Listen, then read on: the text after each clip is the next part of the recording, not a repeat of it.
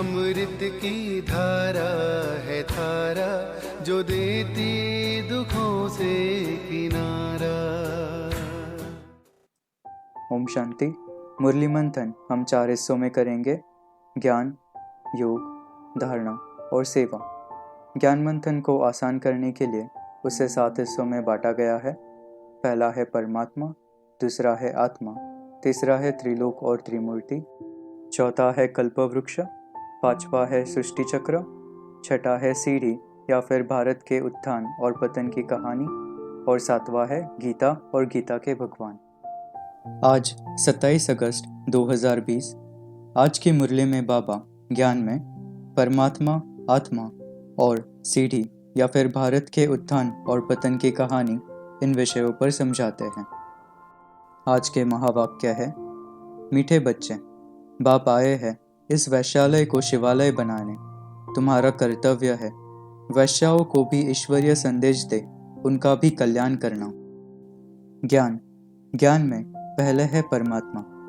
अभी बाबा आकर पतित दुनिया से निकल पावन बनाते हैं, उन्हें गरीब निवास भी कहा जाता है।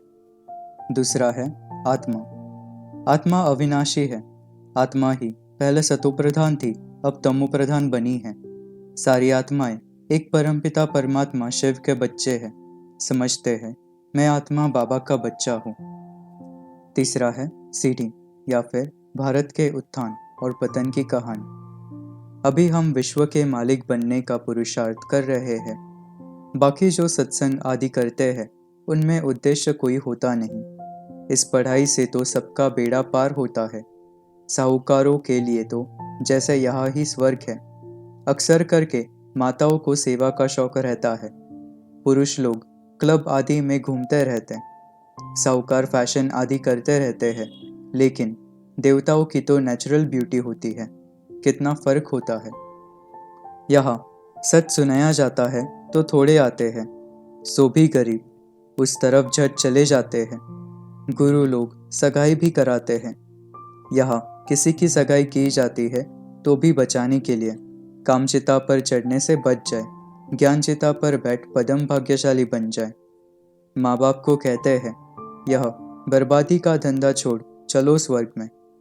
कहते हैं शादी न करना कायदे के बरखिलाफ है। लोक लाज कुल की मर्यादा छोड़ते नहीं। भक्ति मार्ग में गाते हैं मेरा तो एक दूसरा न कोई। मीरा के भी गीत है, नारद भी गाए हुए हैं। इंद्र सभा की भी कहानी है। यहाँ भी अगर कोई ब्राह्मणी कच्चे कच्चे को ले आते हैं तो उन पर भी असर पड़ जाता है, दंड पड़ जाता है। तुम भारतवासी आदि सनातन देवी देवता धर्म के थे, स्वर्गवासी थे। अब नरकवासी हो फिर स्वर्गवासी बनना है तो यह विकार छोड़ो।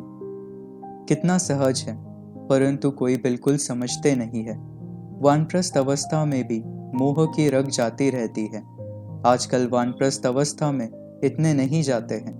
तमो प्रधान है ना, 80-90 वर्ष के हो जाते तो भी घर को नहीं छोड़ते।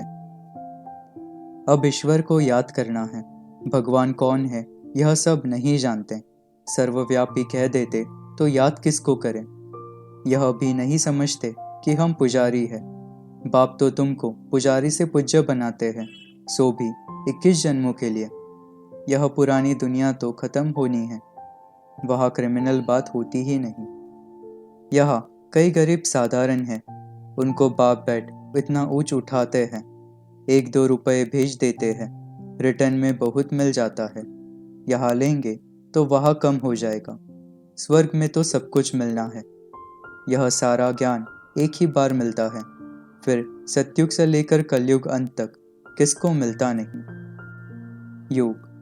बाप कहते हैं मुझे याद करो तो सतोप्रधान बन जाएंगे, स्वर्ग की बादशाही मिलेगी। बाप की याद से ही विकर्म विनाश होंगे, आधा कल्प के पाप भस्म हो जाएंगे। याद न होने से खुशी भी गुम हो जाती है। धारणा। पहला, कभी भी रूठ कर पढ़ाई नहीं छोड़नी है। नहीं पढ़ेंगे तो अपना ही नुकसान करेंगे। बाबा मुरलियों में राय देते रहते तो मुरली हर रोज सुननी चाहिए। दूसरा, अभी लोक लाज, कुल की मर्यादा आदि इन सब बातों को छोड़ना है। नशा रहे, मेरा तो बस एक शिव बाबा, दूसरा न कोई।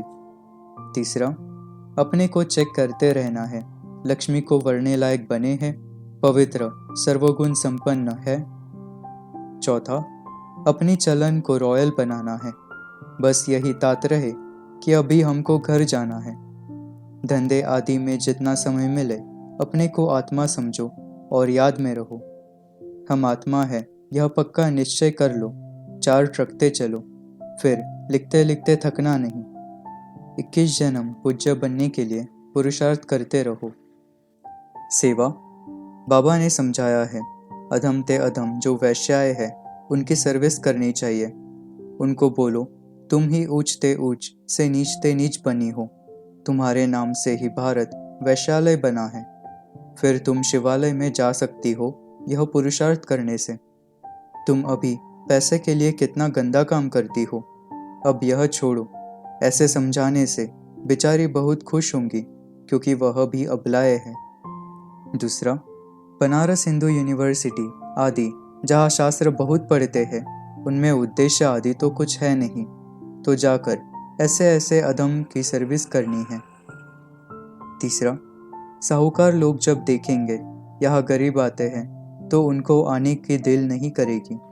देह अभिमान में होते हैं तो लज्जा आएगी।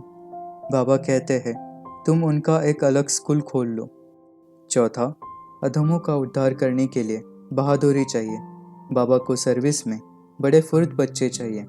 सर्विसेबल लाडले बच्चों को बाबा नयनों पर बिठा कर ले जाते हैं। सर्विस करेंगे तो उच्च पद पाएंगे। वरदान, ब्रह्मा बाप समान महात्याग से महान भाग्य बनाने वाले नंबर 1 फरिश्ता सो विश्व महाराजन भव।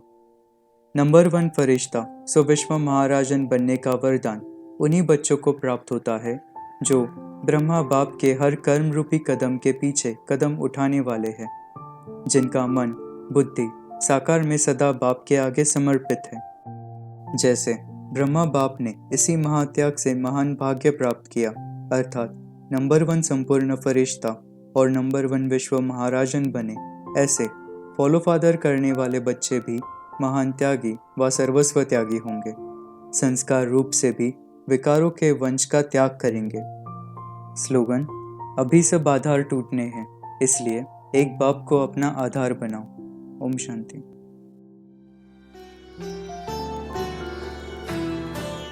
मुरली अमृत की धारा है धारा जो देती दुखों से किनारा। मुरली अमृत की धारा है धारा जो देती दुखों से किनारा।